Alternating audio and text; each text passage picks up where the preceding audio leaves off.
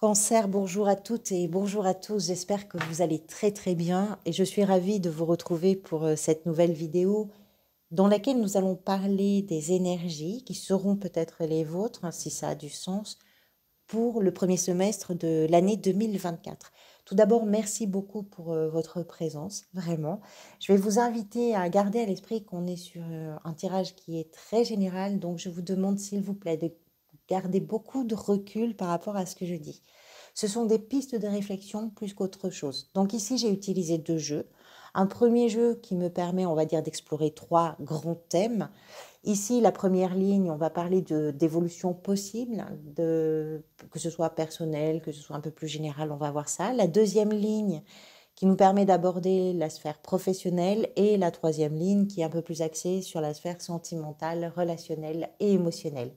Le deuxième jeu ici m'a permis d'extraire les arcades majeures que je reprendrai lors de vos lectures mensuelles qui vont peut-être vous accompagner encore une fois si ça a du sens du mois de janvier donc jusqu'au mois de juin et bien sûr dont nous approfondirons la signification avec les cartes qui seront tirées au moment des lectures mensuelles qui nous permettront d'avoir une meilleure compréhension. J'ai beaucoup aimé ce tirage parce qu'on y retrouve, que ce soit avec ce jeu ici ou ce premier jeu, des arcanes majeures qui se répètent, donc ici notamment le jugement par exemple, la force également. Qu'est-ce que j'ai vu d'autre? Le soleil ici. Donc c'est intéressant quand il y a un écho comme ça et cette cohérence de répétition, j'aime beaucoup ça. Allez, on va commencer tout de suite par cette 10 d'épée. Autant vous dire que c'est... Alors, cette 10 représente, on va dire, la clé un peu d'évolution. En tout cas, c'est comme ça que j'ai envie de l'interpréter aujourd'hui. La clé d'évolution pour vous, de façon un peu générale. Cette carte représente bien ce qu'elle veut dire. La clé d'évolution pour vous, c'est peut-être aussi arrêter de vous prendre la tête un petit peu.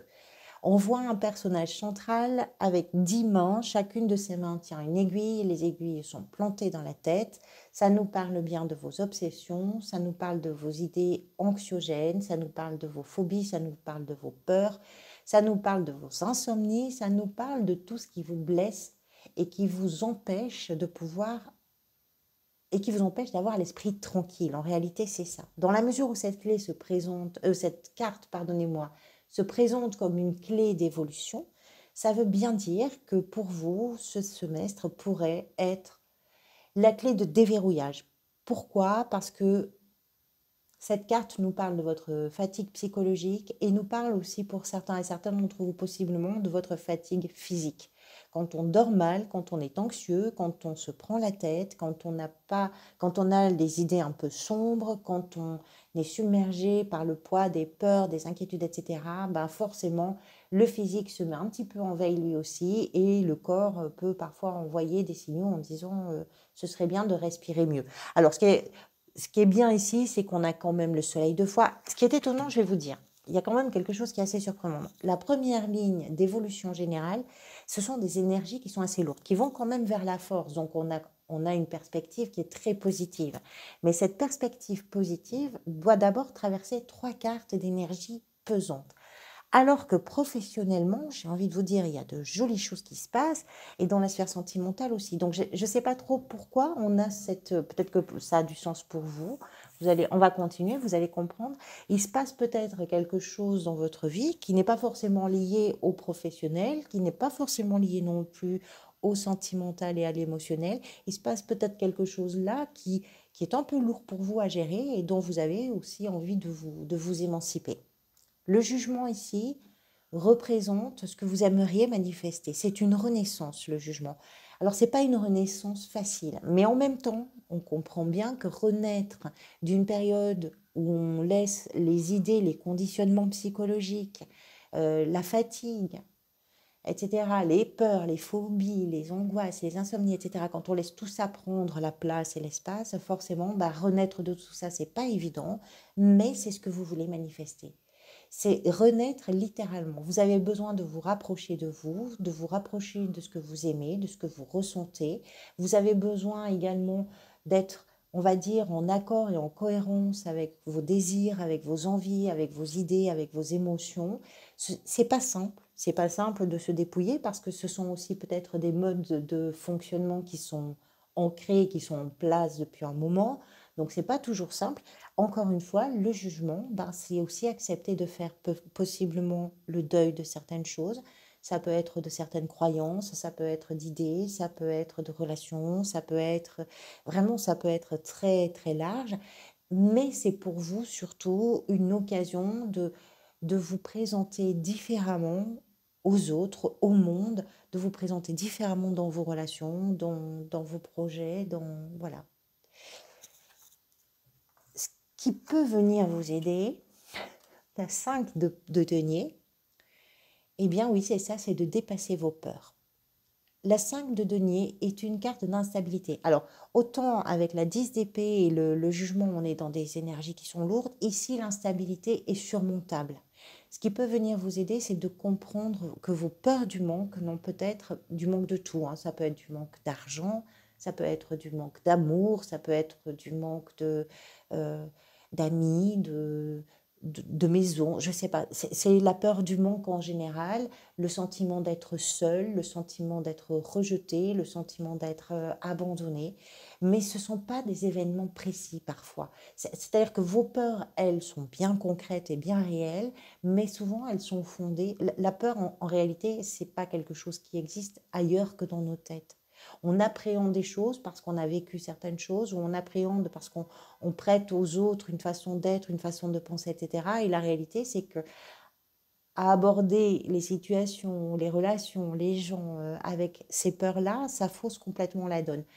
Ce qui va venir vous aider, c'est de reconnaître vos peurs pour ce qu'elles sont et d'arriver à avancer parce que vous les reconnaissez, parce que vous savez d'où elles proviennent, parce que vous savez comment les gérer, parce que vous savez comment les dépasser. Ça va venir vous aider. Ce vers quoi ça pourrait aller et qui pourrait se manifester, mais que vous ne voyez pas, est de positif. Alors, sur les 3 lignes, la dernière carte, au moment du tirage, je voulais voir quelque chose de positif. Ça ne veut pas dire que tout est rose, mais le positif, c'est la force pour vous sur cette évolution peut-être générale.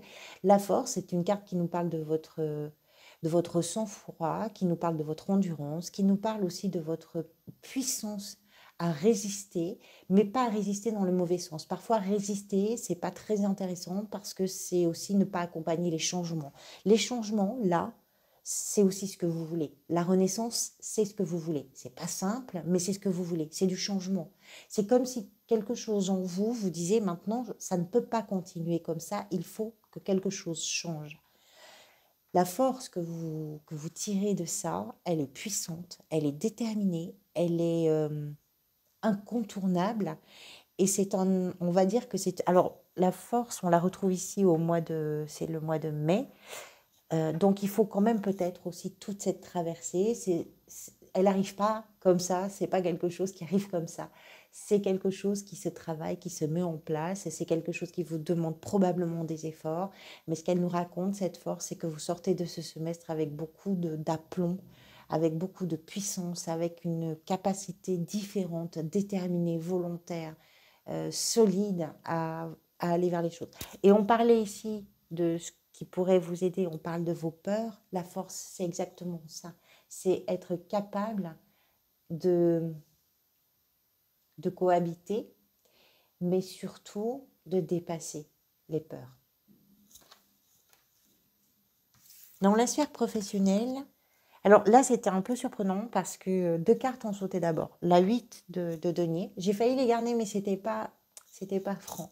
La 8 de denier avec le pendu, je les ai gardés en mémoire parce que je voulais pas le perdre de vue quand même. La lune, la 8 de denier, le pendu. La lune nous parle d'une sensibilité qui est présente dans votre sphère professionnelle, dans vos projets professionnels, dans vos recherches aussi peut-être d'activités, dans votre gestion du quotidien. La lune nous explique que vous êtes peut-être sur un cycle qui émotionnellement peut vous amener à voir des choses d'une façon un peu floue. Ça peut vous demander des efforts parce que ça peut aussi, cette période, ce premier semestre, vous confronter à des blocages et vos blocages ne vous permettent pas de voir les choses clairement. Il y a besoin de ramener la lumière. C'est pas un problème, hein. Le soleil, vous l'avez de toute façon qui arrive au mois de janvier, février, mars, avril. Mais ça peut être un début de semestre un petit peu flou pour vous, effectivement, qui va vous demander de ne pas vous débattre. Parce que plus vous allez essayer de vous débattre, encore une fois, avec une sensibilité exacerbée. Ça peut venir aussi de tout ce qui vous prend la tête, hein. Ça peut venir de vos peurs, de vos inquiétudes, de ce qui pour vous est anxiogène. Et ça, le fait de travailler sur des blocages et de travailler sur une façon de voir qui est pas très nette, finalement, ben, ça va vous permettre aussi de voir plus clair, même si ça vous prend du temps, vous avez envie de travailler sur... C'est vraiment la carte clé, c'est-à-dire que vous avez besoin de remettre un peu de luminosité, un peu de sens, un peu de lumière sur certaines questions, on va dire, professionnelles. Alors, ça peut être très large parce que ça va bien évidemment dépendre de votre situation individuelle et personnelle. Le valet de bâton nous parle de ce que vous avez envie de manifester. Vous avez des projets. Vous avez quelque chose qui est en cours peut-être et qui retient toute votre attention parce qu'il y a, d'abord c'est passionnant, les bâtons. On parle de quelque chose qui est vraiment pour vous, qui vous passionne. Vous avez beaucoup d'intérêt pour ce que vous réalisez. Encore une fois, pardonnez-moi, ça dépend de votre situation. C'est peut-être simplement dans votre gestion du quotidien pour certains et certaines, mais ça peut être aussi... Alors, on comprend avec un valet qu'il y a des choses nouvelles qui sont en cours, même si ce n'est pas totalement un commencement, parce qu'on a quand même eu de l'as jusqu'au 10 de bâton avant le valet, mais on est sur quelque chose qui est quand même encore un peu frais, encore un peu nouveau, encore voilà. Le valet de bâton, dans ce que vous désirez, nous parle de ce, comment je pourrais vous dire ça, de votre façon véritablement de regarder vers l'avenir. Vous êtes tourné vers des choses qui sont passionnantes, vers des envies qui sont probablement très fortes et possiblement aussi tourner résolument vers des choses qui vont vous permettre de découvrir de nouveaux territoires. Ça peut être au sens propre, ça peut être au sens figuré. Les nouveaux territoires, ben, pour certains et certaines, ce sont effectivement des déménagements. Peut-être que professionnellement, vous avez des perspectives qui vous amènent à bouger géographiquement. Ça peut être aussi dans le cadre de formation. On est en présence d'un valet, donc quand je vous dis qu'on est dans quelque chose qui commence, effectivement, ça peut être dans un contexte d'apprentissage, de formation, etc. Donc, ce valet nous explique que ce que vous voulez, c'est ça, c'est regarder loin, regarder ailleurs et regarder de façon concentrée parce que c'est assez passionnant. Vous avez envie de mener quelque chose beaucoup plus loin. Ce qui peut venir vous aider, ici, c'est la justice. Ça peut être un contexte très formel, ça peut être des contrats pour certains et certaines, ça peut être également une institution, une signature, quelque chose qui va vous permettre à vous d'avoir une forme de cadre un peu légal également, pourquoi pas, ou pour certains et certaines, si vous vous mettez peut-être à votre compte, ça peut être aussi quelque chose qui vient vous aider. La justice nous parle également de l'équilibre. Alors, si on reprend quand même un petit peu cette ligne, il peut y avoir dans le contexte professionnel des peurs, des inquiétudes, des choses qui vous tracassent. C'est aussi quelque chose peut-être que vous êtes en train d'équilibrer sur ce premier semestre, qui parfois vous met un petit peu la sensibilité, on va dire, à fleur de peau, mais dans la mesure où ce que vous êtes est quand même très intéressant, ça va vous permettre aussi de ramener une forme d'harmonie, d'équilibre, etc. La justice vient nous indiquer que vous êtes capable de prendre des décisions qui sont réfléchies, qui sont justes, qui permettent d'équilibrer, qui permettent d'avancer, que vous êtes capable de trancher véritablement, que vous êtes capable de vous positionner aussi fortement, on va dire, peut-être dans un sens ou dans un autre, et que vous avez aussi une façon d'appréhender, d'approcher la question professionnelle, mais financière également, qui est une façon qui va avoir pour le coup énormément de recul. Alors, on part quand même, c'est assez intéressant, je dirais d'une carte clé qui nous parle de votre besoin de mettre en lumière certaines choses, de mettre aussi peut-être en évidence certaines choses pour pas rester dans une sorte de flou un peu anxiogène aussi, pourquoi pas. Et ça nous explique que ce qui vient vous aider, c'est justement d'avoir des choses qui sont faites dans les règles de l'art quelque part. Ce qui pourrait en découler et que vous ne voyez peut-être pas encore, c'est la 9 de coupe qui nous explique que vous allez tout droit vers ce que vous voulez. La 9 de coupe représente émotionnellement quelque chose, comment je pourrais vous dire, un grand sentiment de satisfaction. C'est la carte des vœux exaucés, des souhaits que l'on réalise. Alors, Parfois, j'ai toujours un peu peur de dire ça, mais c'est vraiment sa signification parce qu'on a l'impression qu'on va vivre un rêve inatteignable quelque part. Mais parfois, les envies qu'on a, elles sont pas aussi lointaines que ça. Elles sont pas aussi inaccessibles que ça. Si on, vous comprenez, peut-être ce vers quoi vous allez, ce que vous êtes en train de construire vraiment sur ce semestre, c'est ça. C'est quelque chose qui professionnellement, financièrement, vous apporte beaucoup de satisfaction. Ça répond à plein de choses en vous, à vos désirs, à vos envies, à vos rêves peut-être, à vos passions. Voilà, vous allez vers une période de grande satisfaction. Dans la sphère sentimentale, émotionnelle, relationnelle, on ouvre la ligne avec une 2 de coupe. Alors, ça peut représenter plein de choses. Ça peut représenter une rencontre, ça peut représenter une personne avec qui vous êtes dans une relation qui est très importante pour vous. Ça peut être une relation amoureuse, ça peut être aussi une relation amicale ou familiale. Si c'est une relation ou si c'est une rencontre, on parle d'une personne avec laquelle vous êtes vraiment dans un lien puissant, fort, dans une sorte de connexion un peu fusionnelle où on n'a même pas besoin de dire les mots. C'est une relation qui vous aide à grandir, c'est une relation qui vous apporte énormément. C'est une relation dans laquelle l'un et l'autre se soutiennent, dans laquelle l'un et l'autre sont... C'est un véritable partenaire ou une véritable partenaire de vie, d'amour, d'émotion. L'amour, encore une fois, peut être l'amour amoureux, mais ça peut être l'amour pour quelqu'un. C'est une très belle carte d'union, d'harmonie. C'est une très belle carte d'amour, d'émotion et de quelque chose qui va bien ensemble, finalement. C'est au diapason. Ce que vous aimeriez vous manifester, c'est représenté par la 4 de bâton. Vous avez besoin de consolider quelque chose. Vous avez besoin, ou envie d'ailleurs, de consolider quelque chose. La 4 de bâton célèbre. Célèbre une maison, célèbre un projet commun, célèbre pourquoi pas un Pacs, un mariage, un événement un peu heureux dans le cadre familial, dans un contexte vraiment qui est chaleureux, qui vous tient chaud. C'est le clan, c'est la tribu, c'est la famille, c'est vraiment le cocon et c'est quelque chose qui se célèbre. Donc vous avez envie de vraiment profiter des moments que vous partagez avec les gens que vous aimez. Vous avez envie de célébrer certaines choses avec les gens que vous aimez. Je ne sais pas quoi. Ça peut être des célébrations on va dire familiales, hein, des mariages, des baptêmes, des anniversaires, des Pâques, ça peut être plein de choses, mais pour vous, c'est important. La notion de tribu, la notion de clan, la notion d'amis, le groupe qui est votre groupe, on va dire socle, hein, c'est quelque chose de très important pour vous sur ce semestre. Ce qui peut venir vous aider, 2 cartes, la 4 de denier et le soleil. L'optimisme, la lumière, la chaleur, les échanges qui sont solides, qui sont sincères, qui sont authentiques, où tout le monde donne vraiment quelque chose. Et dans cette clarté-là, dans cette chaleur-là, ce qui peut venir vous aider, c'est aussi de savoir quelque part protéger.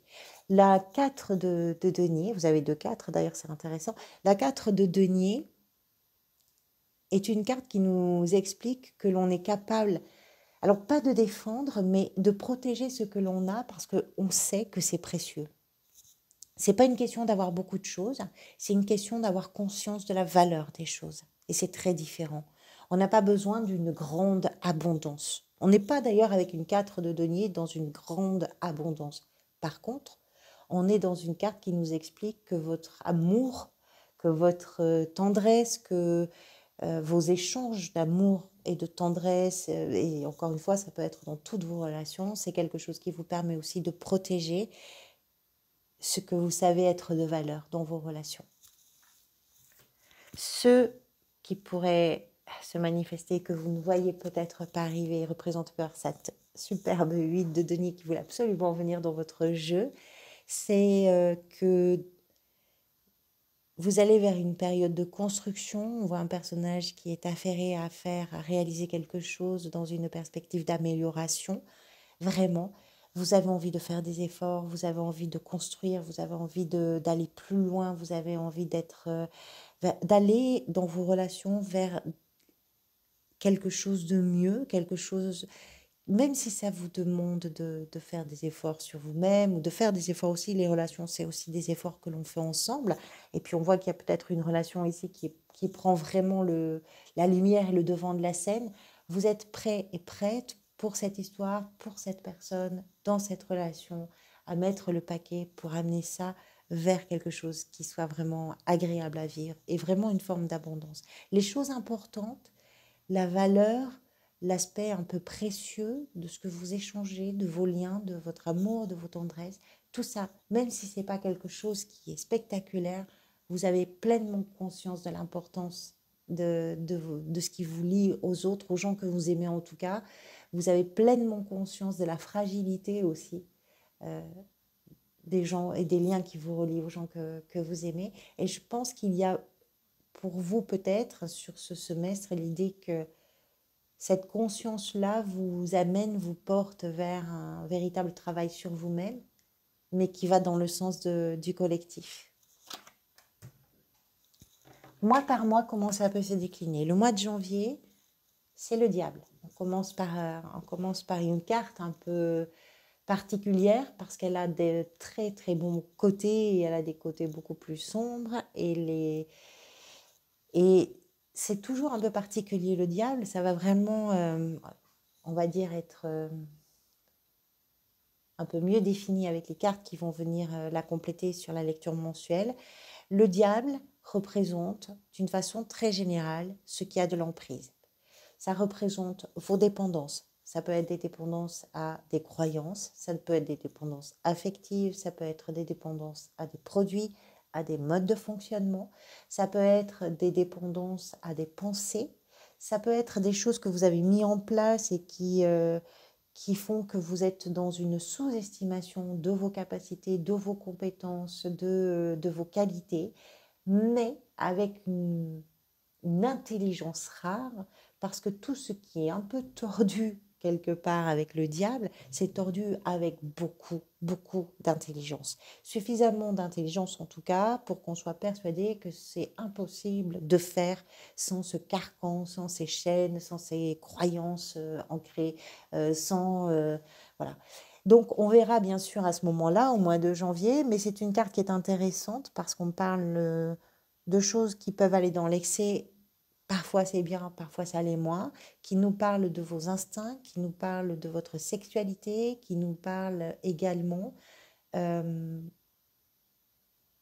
d'une certaine, d'un certain pouvoir qui parfois peut s'exercer aussi par la force. On verra ça. Février, le jugement, donc on avait ici le jugement qui nous explique que vous êtes en train de vous libérer. Je pense que le diable, c'est une confrontation avec vos parts d'ombre. Février peut être l'occasion de vous libérer justement de ça. Et c'est pas une renaissance facile. Aucune renaissance n'est forcément facile. Parce qu'il faut d'abord accepter les parts d'ombre. Il faut savoir aussi euh, les considérer pour ce qu'elles sont. S'en débarrasser, c'est encore un autre travail qui n'est pas banal. On verra ça. Mais février, une renaissance. Mars, l'étoile. L'étoile, c'est la carte de l'espoir. L'étoile, c'est la carte de la guérison émotionnelle. Il y a beaucoup de logique, hein. D'abord, qui on est dans les parties les plus sombres de nos comportements, de nos attitudes, de nos pensées. La libération qui arrive comme elle peut arriver. Et enfin, l'espoir, bien sûr, oui, l'étoile, avec le sentiment d'être protégé, le sentiment d'être accompagné sur le chemin peut-être un peu spirituel aussi que vous êtes en train de faire sur ce semestre. L'étoile, c'est la confiance qui revient parce qu'on sait que des lendemains meilleurs arrivent, parce qu'on sait qu'il y a une lumière qui s'est allumée quelque part et que même s'il reste du chemin à parcourir pour atteindre cette clarté, cette luminosité, le chemin est quelque part tout tracé, la vie est en train de s'organiser pour y aller. Donc, beaucoup d'espoir, beaucoup de foi également dans ce que vous réalisez sur le mois de mars, que ce soit professionnellement, que ce soit dans vos relations, que ce soit dans votre façon de gérer votre quotidien ou votre évolution personnelle, vous y croyez. Vous y croyez parce que la vie aussi vous dit que vous avez le droit d'y croire. Le mois d'avril, le soleil qui ramène toute cette lumière que vous cherchez aussi peut-être sur ce semestre. Le soleil, avril peut être vraiment un mois joyeux, un mois chaleureux, un mois éclairant, un mois de prise de conscience également. Et puis, le soleil, c'est la vie, hein, c'est vraiment la vie. Ici, on parle de toutes ces énergies lourdes ici de la première ligne, mais même ici, le diable, le jugement, toute cette guérison émotionnelle, vous allez vers du mieux, vous allez vers des améliorations, vous allez vers la clarté, vous allez vers la conscience, vous allez vraiment vers quelque chose de beaucoup plus joyeux. Mais, on l'a vu, la force, donc on en a parlé tout à l'heure, mais de nouveau évoquer la force, oui, c'est votre capacité à vous tenir debout, et à vous confronter au vent contraire, mais avec beaucoup de détermination, beaucoup d'envie. La force, c'est un moteur, hein, c'est du carburant, c'est quelque chose qui permet vraiment d'avancer parce qu'on n'envisage plus les problèmes, les choses complexes comme des montagnes. Tout d'un coup, on devient le géant ou la géante sur la montagne. C'est plus la même chose. On ne voit plus pareil. Et enfin, au mois de juin, des changements qui peuvent arriver par la vie. On verra ça évidemment à ce moment-là. Des changements qui peuvent être importants, qui peuvent totalement modifier la donne dans un quotidien, dans une vie. Alors, les changements de la tour, ça peut être, on parlait tout à l'heure pour certains et certaines, pourquoi pas, d'une relation. Ça peut être un coup de foudre. Ça peut être quelque chose que vous amenez vous. Ça peut être quelque chose qui vient de l'extérieur. La tour nous parle de changements qui sont plutôt rapides, qui sont parfois surprenants, qui sont parfois aussi brutaux, mais qui peuvent aussi provenir de votre envie, de votre désir. Donc on verra encore une fois à ce moment-là ce qui peut amener les changements de la tour. Merci pour votre présence, merci pour votre bienveillance également. Je vous retrouverai pour d'autres vidéos très, très bientôt. En attendant, quelles que soient vos circonstances, prenez du mieux possible soin de vous et soin des gens que vous aimez et surtout profitez de l'instant présent qui est très précieux. À très bientôt.